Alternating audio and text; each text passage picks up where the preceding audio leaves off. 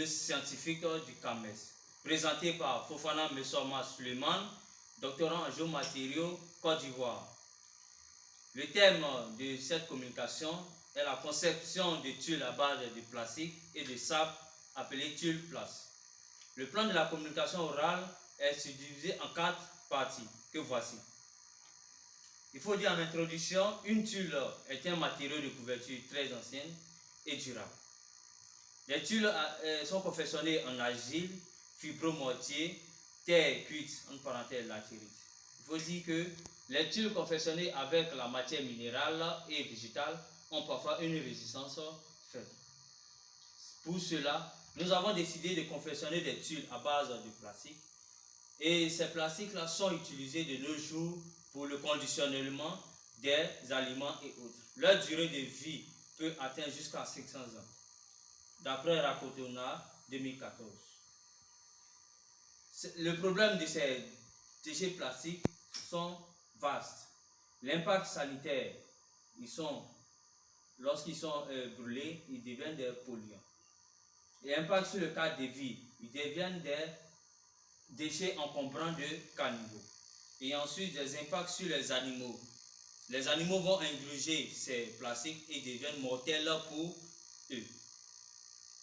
Pour résoudre ce problème, nous avons décidé comme objectif de confectionner des tuiles à base de plastique et du sable.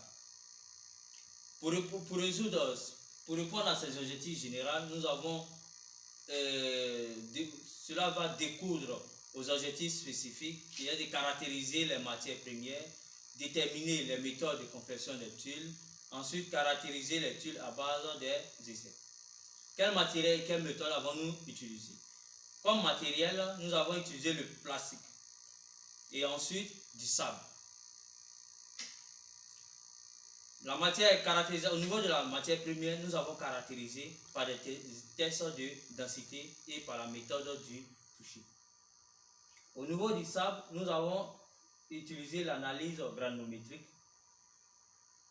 Et au niveau de la méthode, nous avons, au sein de nos laboratoires, nous avons mis en place une méthode de caractérisation. Et cette méthode est d'utiliser le plastique et le sable, le tout mélangé, chauffé dans les friteuse pendant 30 minutes. Et l'ensemble passe dans un moulage, dans un moule. Et ensuite, elle est compactée, démoulée. Et ensuite, nous avons nos tuiles. Les tuiles obtenues ont été caractérisées par deux types de caractérisation. La caractérisation mécanique ainsi et la caractérisation physique. Au niveau de la caractérisation mécanique, nous avons la résistance à la flexion 3 points. Et au niveau de la caractérisation physique, nous avons l'absorption et la porosité. Au niveau des résultats, le plastique nous a permis d'avoir, la caractérisation du plastique nous a permis d'avoir une densité de 0,90 qui est celle de la densité du polyéthylène basse densité dans la littérature. Et cette polyéthylène basse densité fait partie de la classe des thermoplastiques. Au niveau du sable, le sable est utilisé après l'analyse granulométrique et le refus du tamis de 2 mm. Au niveau de la caractérisation des tuiles, l'essai de résistance à la flexion a donné comme résultat de 20 à 35% le plastique. La résistance a augmenté de 3,60 MPa à 7,80 MPa.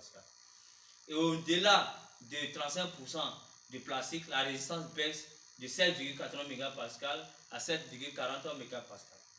Au niveau de l'absorption à l'eau, de 20 à 25%, l'absorption chute très rapidement et passe de 0,7 à 0,2%.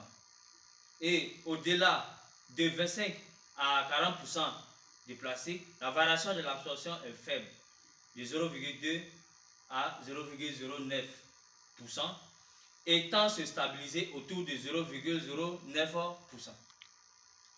Au niveau de la porosité, de 20 à 25% de plastique, la porosité des tuiles baisse de 0,014 à 0,04%.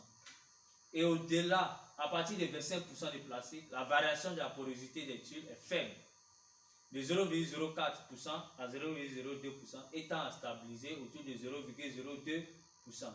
Ces résultats de la porosité et de l'absorption confirment nos du résultat.